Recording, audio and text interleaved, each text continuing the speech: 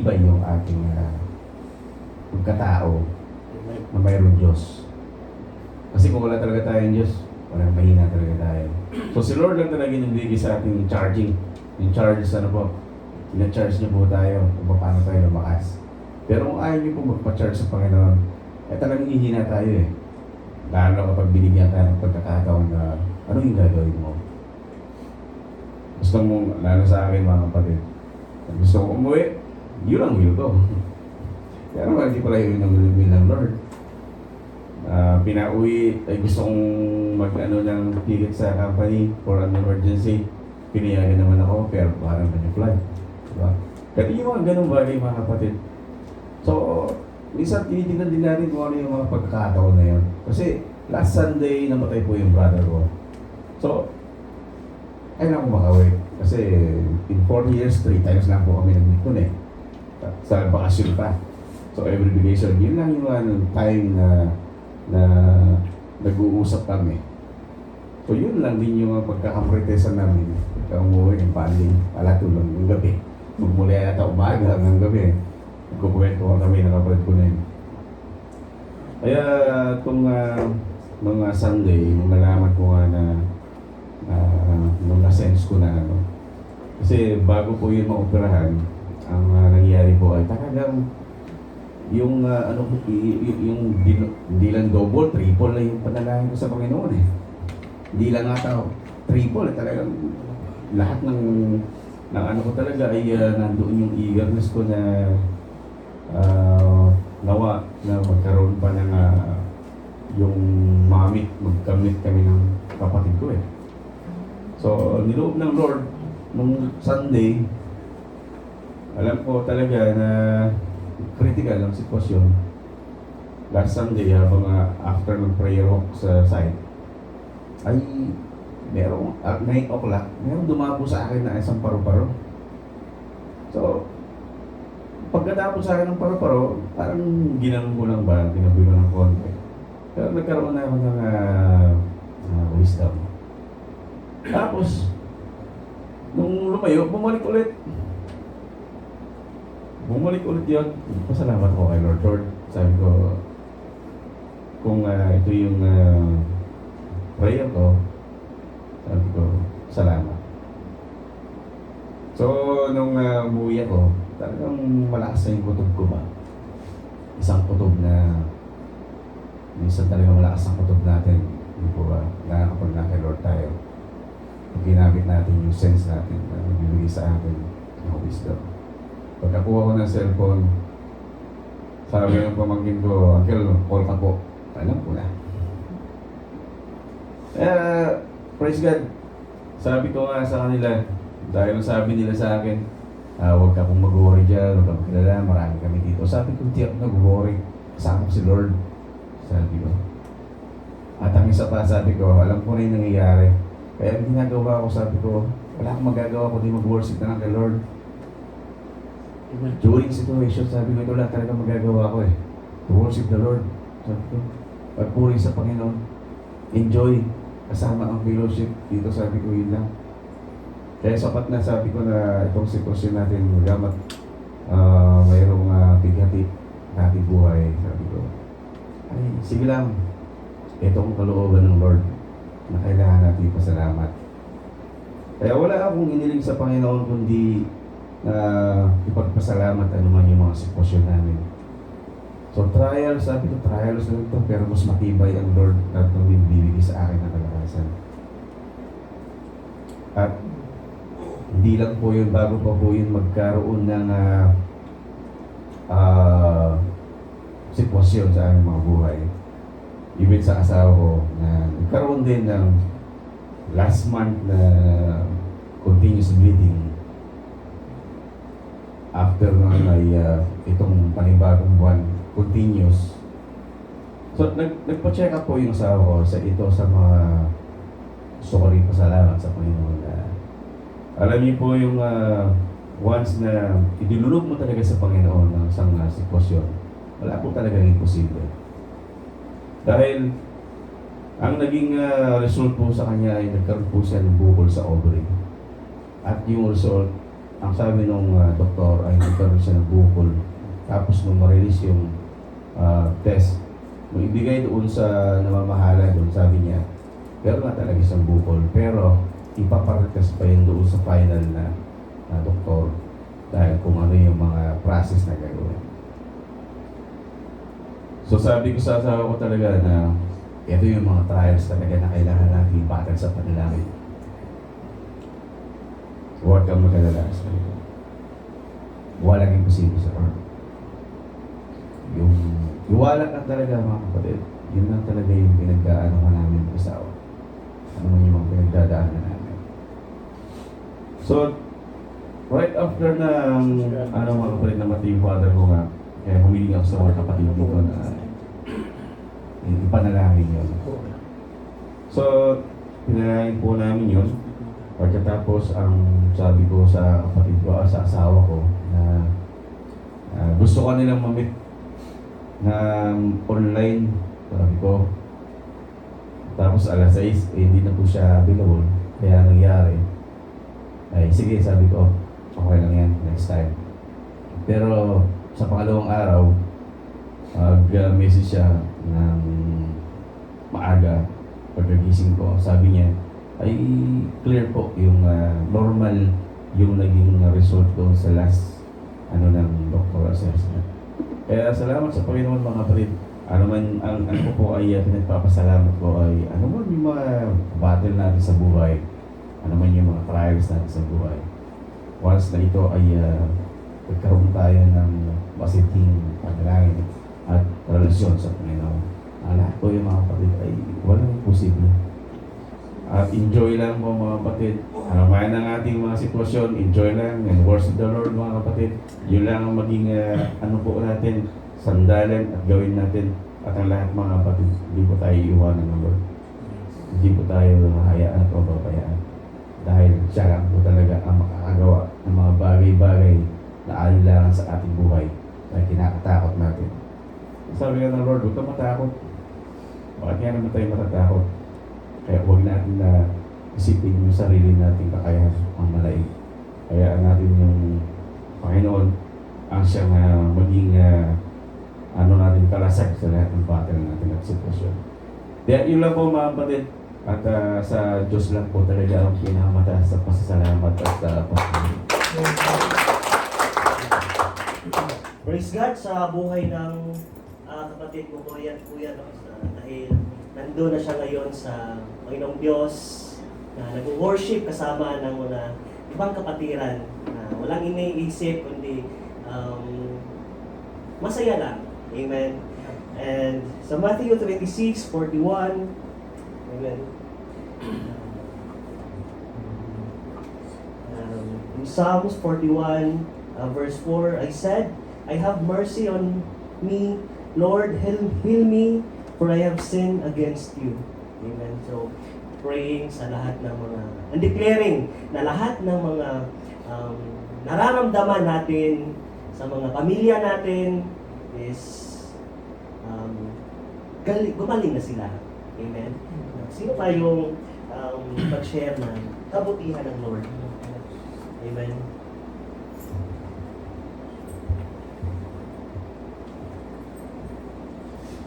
Amen. So Romans 8:28 sabi niya doon, and we know that God causes everything to work together for good of those who love God and are called according to His purpose for them. Amen. Sa lahat ng mga nangyayari sa buhay natin, there is always a plan behind. So hindi natin maintindihan, but this is for one thing for sure, that all things work together for good for those who love Him. Ito rin yung na-share ko sa section head namin, si Sir John. Praise God sa kanyang buhay. Gusto ko i-testimony yung ginawa ng Panginoon sa kanyang buhay. And kung paano gumalaw din ang Panginoon sa buhay namin ni Daryl, yung kakwarto ko, na ginamit kami ng Panginoon para yung boss namin is ma-invite din sa gawain ng Panginoon. Na ang bungad niya sa akin, bro, may Bible ka ba dan? Kaya kumirang kayo pinas ng Bible. So hindi ko nadala yung Bible ko. So, inisip ko, bakit kaya naghanap ng Bible tong boss ko? hindi naman siguro dadalo to ng kasal. Magpa-Bible bearer ba siya? So, pero nadi-discern ko na sa loob ko na mayroong gustong buksan to sa akin. Nahiya lang pala siyang magbukas. So, tinanong ko siya na, saan mo gagamitin ang Bible? Sir? Magbabasa-basa lang ako, sabi niya. So, sabi ko naman na kung gusto mo, sabay tayo. Para kung may tanong ka, pwede natin pag-sharingan.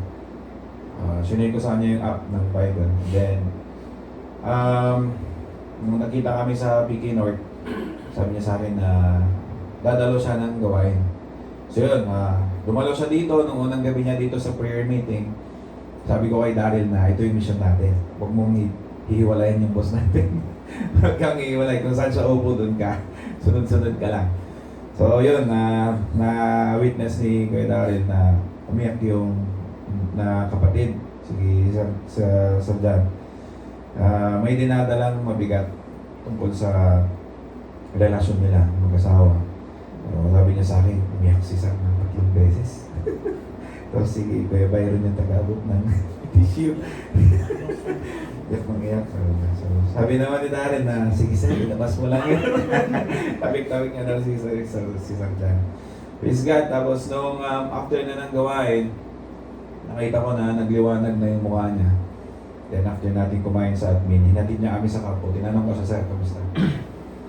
Sabi niya na, puri ng Panginoon dahil yun yung hinahanap ko, na ma-reconnect ako sa Panginoon. Maranasan ko muli yung pag-ibig ng Diyos sa buhay ko, sabi niya. So, in-invite namin siya na dalo ka, sir, kasi meron tayong gawain every Thursday at every Friday. So, kung free ka ng Thursday night, pwede naman. Or kung Friday, pwede naman. So, dadala ko, sabi niya. Pero hindi pa niya nasabi na dadali niya yung asawa niya. So, Wednesday, ng gabi, chinat ko siya, sabi ko, sir, pwede mong invite si misis mo para maka-join siya sa gawain kasi mayroon tayong mga tita sa gawain na pwedeng kabanding niya. Sabi niya na, subukan ko. Subukan kong invite. Let's pray for it. Thursday, nag-update siya sa akin nung nasa anong umaga, sabi niya na dadalo si misis ko. Praise God! Sa puso ko, I believe na may gagawin ng Diyos sa buhay nila mag-asawa. So kahit na hindi niya binubukas sa akin, personally, kung ano talaga yung details, kung ano yung nangyari sa buhay nila, nadi-discern ko sa loob ko na may nangyari talaga kasi for 8 years wala pa silang anak. And for a short period lang na nag-meet sila. Hindi pa umabot ng taon tapos nag-asawa na sila. So, sabi ko naman kay Sir John na all things work together for good. Mahal mo naman ang Diyos, sir, no? Oo, mahal naman kong Diyos. Bakit kasi kung mayroon tayong nararanasan, sabi niya sa akin, bakit kung kailan may nararanasan tayo, tsaka tayo tumatawag sa Diyos? Kaya tayo nagkakamali, sabi niya sa akin. Kaya yung ginawa niya nung nasa Petrochem North kami, yung mga Pilipino, mga safety, pinag-i-invite niya sa gawain. Kaya praise God sa buhay ng kapatid dahil yun yung paggalaw ng Panginoon sa buhay ng isang tao na kapag ka-encounter niya ang presensya ng Panginoon, yun yung magdadrive sa kanya na ibahagi din sa ibang tao. So, hindi mo kailangang maging pastor, hindi mo kailangang maging aral sa salita ng Panginoon. Pag na-encounter mo genuinely the presence of the Lord, yun yung magbibigay sa ng inspirasyon para magpagamit sa Panginoon. So yun, so Thursday night kagabi, praise God, dahil hindi man natin sila nakasama sa dinner dito, pero may plano pala si Sir John na i-date niya yung asawa niya. Praise God, kaya nung pagka-uwi namin ng kwarto, nag-chat sa akin na praise God sa iyong buhay, bro. Dahil hindi talaga accident na nagkakilala tayo. So, I know na masaya silang nakauwi ng bahay nila. And I'm praying that magtuloy-tuloy kung ano man sinimulan ng Panginoon. Promise naman ng Lord, He who has started something, the faith in our hearts, He will surely finish it because He is the author and the finisher of our faith. So yun, looking forward and declaring by faith that this is not the end but this is just the beginning. Amen. Sa buhay. So buhay ng aming Sir John. So sabi ni Darren na napakabait talaga ng Panginoon. No? So, pag sa labas, boss natin siya. Pero pag dito sa panambahan, pare-parehas lang tayo sa harapan ng Diyos. Walang boss-boss. Pupurihin ng Panginoon dahil natutuwa naman kaming pareho ni Daryl dahil nagiging hindi lang siya naging mabait sa amin na kasama niya sa team, but at the same time nagiging instrumento kami ng Panginoon para yung kasama namin sa trabaho is nakakilala din sa Panginoon. Amen. All glory belongs to the Lord. Amen. Praise God. Kuya Fran. Ay, awit. Anong aawit? Handang-handa ha? Amen.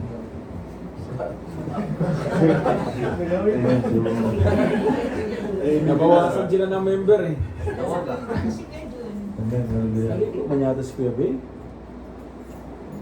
Hindi, wala si Kuya John. Amen. So,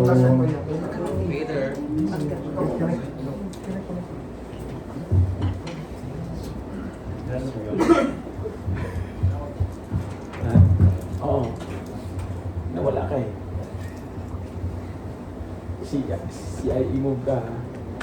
Hindi ko nga alam na pumasok. Amen? Amen. Hallelujah. So, amen. I want to thank to the Lord. Napapasalamat din ako sa Panginoon na sa lahat ng sitwasyon, si Lord yung talaga nagbibigay sa atin ng ng gabay at protection. Amen. Sa trabaho, no? Sabi nga, para naman nagkawa sa presensya ni Lord. So, kahit na pakumabalan tayo kasi yung process ni Lord, ano yan eh, paunti-unti lang naman yun, no? Tahimik lang po tayo, but si Lord yung kilos sa bawat buhay natin. Siya yung bibigay sa atin ng gaway at kalakasan sa lahat ng sitwasyon natin. Di ba? Amen. Patuloy lang tayo kay Lord, magtiwala kasi si Lord, bibigay niya lahat ng Amen. So, sa 91, one din po sabi ko dito.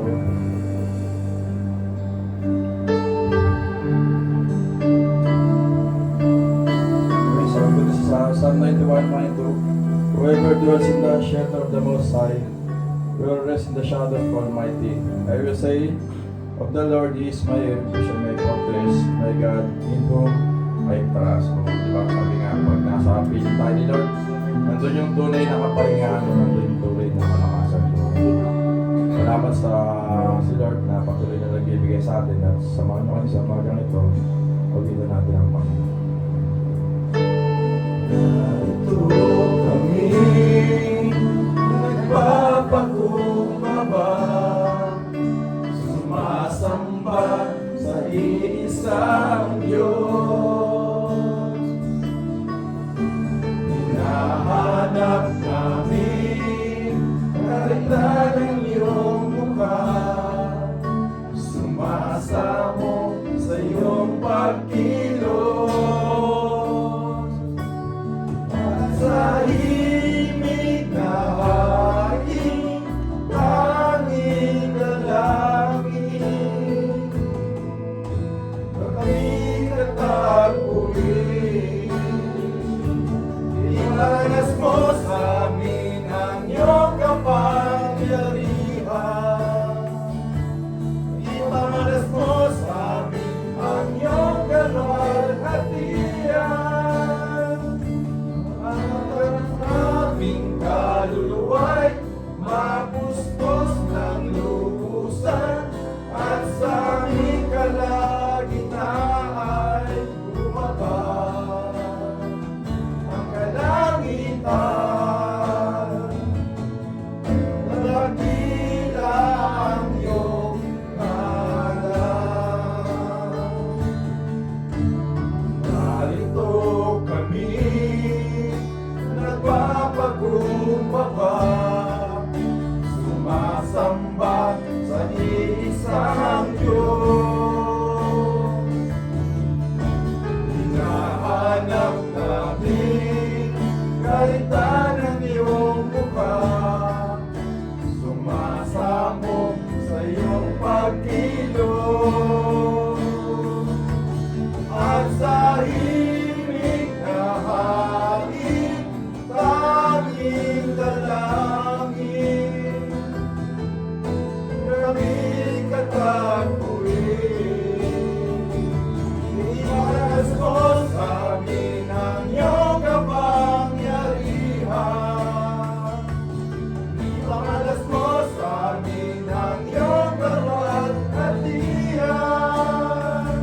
Hanggang ang aming kaluluwa'y mapuspos ng lubusan at sa aming kalagitnaan bumaba ang kalangitan. Dakila ang iyong ngalan. Iwalas mo sa amin ang iyong kapangyarihan. Iwalas mo sa amin ang iyong kaluluwa't hatian. Hanggang ang aming kaluluwa'y mapuspos ng lubusan at sa aming kalagitnaan bumaba ang kalangitan. Dakila ang iyong ngalan. Dakila ang iyong ngalan.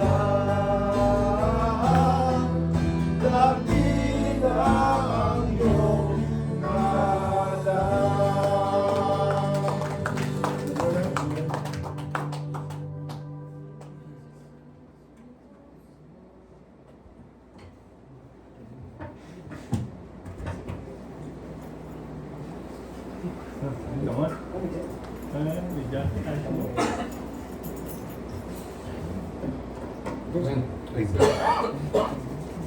Good morning po sa lahat.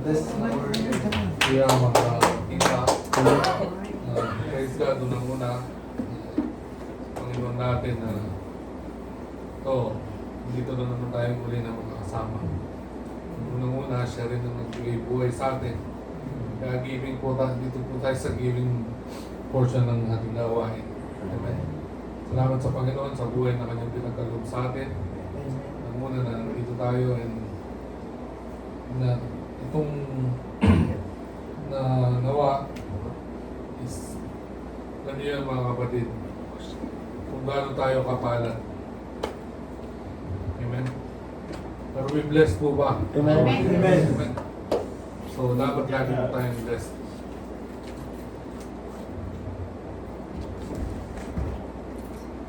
So kung may Panginoon tayo, kasi automatic na yan. Amen. Bigyan tayo ng buhay. Pagising natin sa umaga is nandyan na yung pagpapala ng Panginoon sa atin na kailangan is nakaka-bless nga since the beginning. So opening prayer pa lang, yung mensahe ng Lord, yung pag-ibig niya, pinagkaloob niya, nauna niya tayong inibig.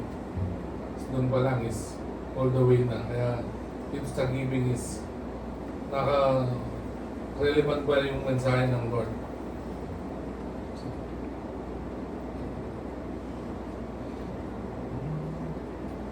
Amen. Dito po mga kapatid, may tanong lang po ako. Ano po bang madali? Is yung magbigay or tumanggap? Amen. Yeah, for sure. Hindi naman tayo po rito, di ba? Amen, yung tumanggap. Kaya nga natin tinanggap yung pag-ibig ng Lord, yung buhay na pinakaloob niya sa atin. Amen. But it doesn't mean na hindi, doon lang mag-i-stop yun sa pagtanggap. Amen. So, ito po tayo ngayon, yung giving na yung monthly theme po natin is faith that moves mountains. Po yung verse, yung mensahe ng Lord na in-inspire niya po sa akin na na-pray na makuha po natin yung hindi galing sa akin na mensahe kundi sa Panginoong Jesus natin ang buhay. Yan yung mensahe niya na sa totoong layunin niya, purpose niya sa buhay ng bawat isa sa ating mga anak. Amen.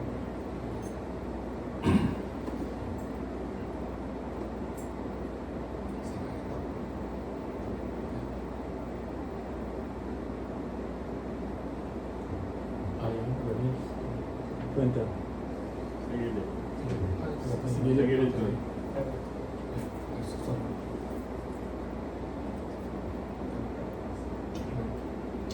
Sorry, hindi ko hindi ko wala na ano. Amen. Praise God. Ito po yung verse ng giving natin, mga kapatid, is sa Mark verse 4:21 to 25. Amen.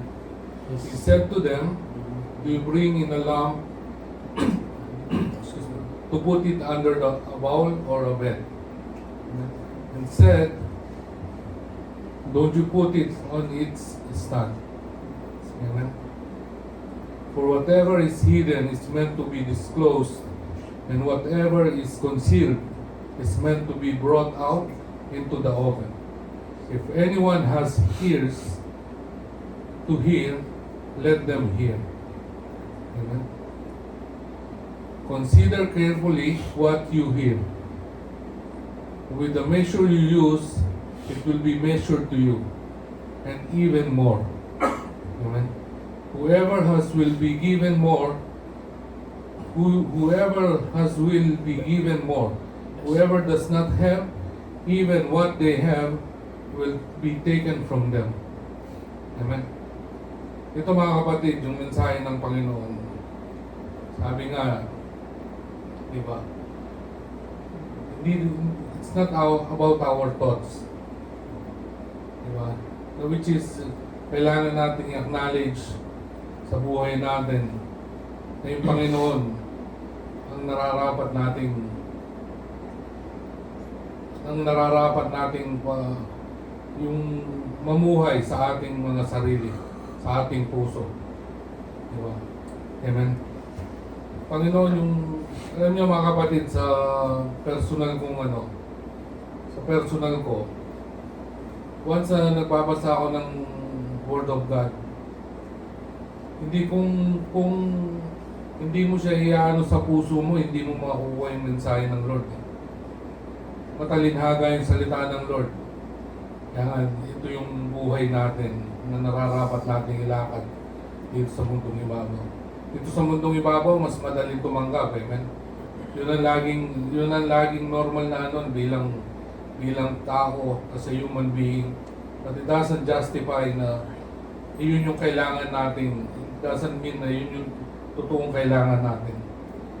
Dahil pinagkalooban na tayo ng Panginoon ng buhay. Amen. Pinagkaloob niya na sa atin. Siya yung unang umibig sa atin. Kaya nawa, I pray na itong mensahe ng Lord, mga kapatid, is maunawaan natin, ay sa puso natin, and then malakaran natin. Amen. Light of the world. Jesus Himself is the light of the world. Amen. He did not come to be hidden.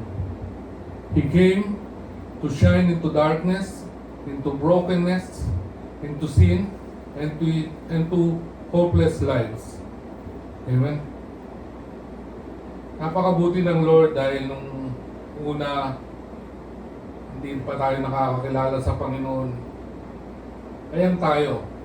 Diba? Nasa darkness tayo, brokenness, into sin, into hopeless. Amen. Sabi nga kanina sa testimony, amen, related din dyan yung mensahe ng Lord. Kaya napakapalad natin sa ating na may Panginoong Jesus tayo sa buhay natin. Amen. Every one of us was once in darkness, but through Jesus, the light of salvation was revealed to us. Amen. Siya yung liwanag ng buhay natin. Amen. And when that light entered our lives, it was never meant to stop with us. Amen. Nagkalooban tayo ng Lord. Amen. Nagkaloob niya sa atin ang buhay. Nagkaloob niya sa atin anumang meron tayo sa mundong ibabaw. Kung anumang meron tayo, anumang material, financial, health, lahat. Amen. It was never meant to stop with us. Faith begins with receiving the light. Amen. Jesus gave everything so that we could have life. Palad tayo sa Panginoon nating Jesus. We did not earn salvation. We did not deserve even grace. Pero yet God freely gave Amen. to us. Amen.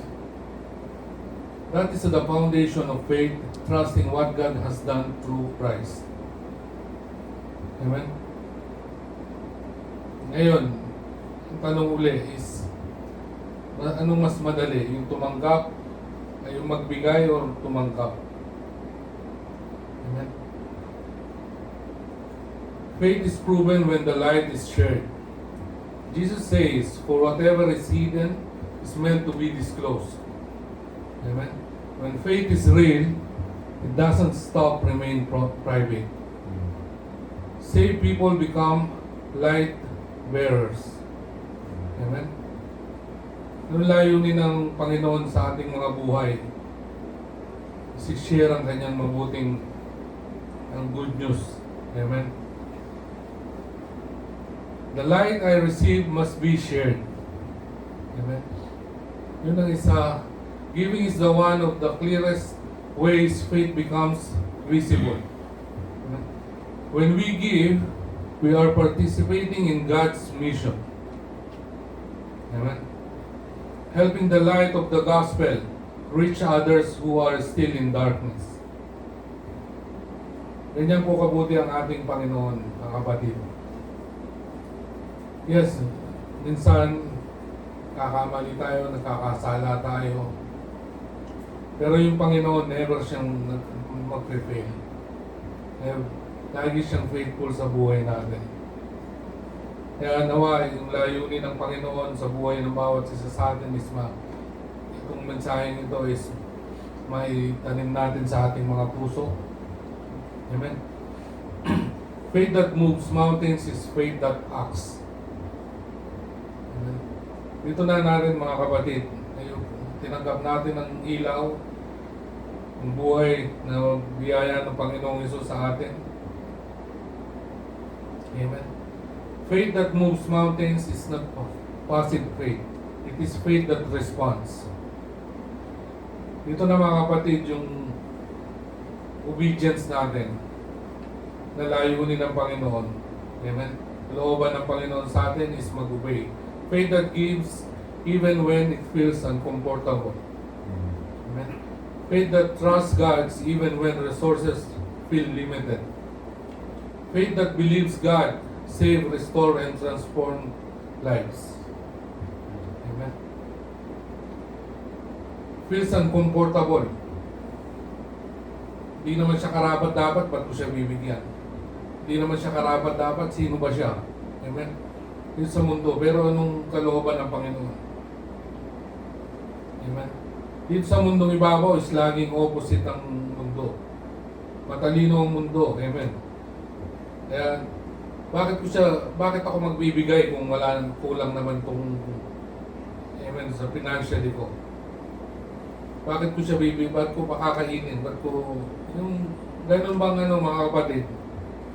Pero nawa, yung kalooban ng Panginoon, yung layunin niya sa buhay natin. Amen. And personally, isang katanungan din niya sa akin, bakit ganito? Bakit ganon? Sino ba siya? Pero ang sabi ng Lord, it's not about our thoughts, own thoughts, hindi about sa atin, kundi ang kalooban niya. Yung layunin natin is mag-obey. Amen? When we give, we are declaring God used this seed to move mountains in someone else's life. Amen? So, na-experience ko rin mga kapatid, once na nagbigay ako, may mag-stop sa akin sa Pilipinas. Ba't bigay ka ng bigay, bakit ganito ng ganyan? Alam niyo yun, hindi pa ako nakakilala ng salita ng Lord nung araw, nung panahon nun. Pero yung sa puso ko, sabi ko, yung maliit na halaga na yan, hindi mo alam yung tao hindi pa kumain. Hindi mo alam yung tao kailangan pala ng pabili ng gamot. Hindi mo alam yung tao is walang pagkain ng pamilya. So ngayon, napakapalan natin dahil yung Panginoon is Talagang generous ang Panginoon sa buhay natin. Amen? Faith grows when we respond to the gospel. Yung pagbibigay is, meron yung mga kapatid, na ano ko sa buhay ko ngayon. Lahat ng bagay kailangan i-align mo sa salita ng Lord. Hindi sa sarili mo, hindi kung kanino. Amen. Yung nandito tayo ngayon, kailangan natin magpaturo sa salita ng Lord. Amen. Jesus concludes, whoever has will be given more. Amen. So praise God na kung anong meron tayo ngayon is i-bless pa tayo ng masigit pa ng Lord. Those who respond to the light receive more light. Amen. Pag nagbibigay tayo, ayan, Panginoon, siya yung maghihilaw sa atin. Dahil meron tayong Panginoong Hesus, kailangan yung buhay natin is maliwanag na. Amen. Those who step out in faith, see their faith grow stronger. Amen. Praise God. Noon, dalo-dalo lang. Ngayon, ito na, praise God, sa pribileyo ng Panginoon, nandito ako ngayon. Amen. As we give, we are not just supporting a ministry, we are responding to the gospel. Amen. Yan yung layunin ng Panginoon. Hindi yung about sa kaya natin, hindi yung about sa magaling tayo sa ganito, hindi yung about marami akong pera, ganito. No. Yung Panginoon natin, Jesus. Amen. We are choosing faith over fear, obedience over comfort, an eternal impact over temporary security. Amen. Kabutihan ng Lord, hindi natin masusukat. Tayo, ano lang tayo, magpe-fail tayo kung wala tayong salita ng Panginoon. Kung wala tayong Panginoon Jesus sa buhay natin. Over fear, over comfort, over temporary security. Amen. The light has been given to us through Christ. So let's not hide it. Let us shine it. Amen. As we give today, give us people who have been saved, transformed, and called. People whose faith moves mountains because it is rooted in Jesus. Amen. Ayan tayo. Dapat mga kapatid. Subject din ako, hindi pa man ako fully na nakakapag-obey sa Lord, pero nandyan siya. Yun dapat ang panghawakan natin. Yung pangako niya, yung kabutihan niya, yung pag-ibig niya sa atin. Binigyan na tayo ng ilaw ng Panginoon. So about sa giving, sabi nga, di ba, doesn't stop sa atin lang. Ang main purpose natin, ang purpose natin sa buhay, ang layunin ng kalooban ng Lord, is makabot tayo ng marami pang kaluluwa, maraming buhay na maligtas, maraming buhay na makapakinig na salita ng Lord. Amen. Kaya, alam niyo mga kapatid, kaya yung giving, nakaka-amaze ang Lord. Giving, pero usually tayo tanggap. Ako, personally rin. Sa isip ko, tanggap. Ano kaya, gusto ko ng ganito, gusto ko ng ganyan. Pero ang sabi ng Lord, magbigay tayo. Magmamahal, pangunawa, magpapatawad. Yes, for sure, kasama na rin yung financially. Dahil yung financially na yan, kaloob. Ang Lord naman din na may kaloob niyan eh. Amen? Ngayon, once na pinanghawakan natin yung salita ng Lord, mga kapatid, 100%. Depende na lang sa pananampalataya ng bawat personal. kung makikita mo yung kabutihan ng Lord sa buhay natin, ang bawat isa. Kailan ka magkukumit? Pag meron ka na or wala ka. Ang gusto ng Panginoon sa atin, mga kapatid, yung puso natin, hindi naman yung financial, hindi yung kagalingan, hindi yung kagwapuhan, kagandahan. No. Yung puso natin. Yung puso natin na tanggap siya. Yun yung pinaka-importante, mga kapatid. Kasi once na yung puso natin is yung Panginoong Jesus ang nandun, kung bibigay ka, sige. Hindi mo na kailangan isipin kung yung binigay mo is kung saan niya gagamitin o what. Yun yung prinsipyo ko nung araw eh. Kung gusto ko ganito, once na binigay ko yan, kailangan ganon. No? Once na nagbigay ka, samahan mo ng panalangin at pasasalamat sa Panginoon. Yan ang kailangan ng Panginoon, mga kapatid. Yung puso natin na bukas, na laging nasa puso natin na nananahan ng Panginoong Jesus. Amen? Praise God. Salamat sa Panginoon. Hallelujah.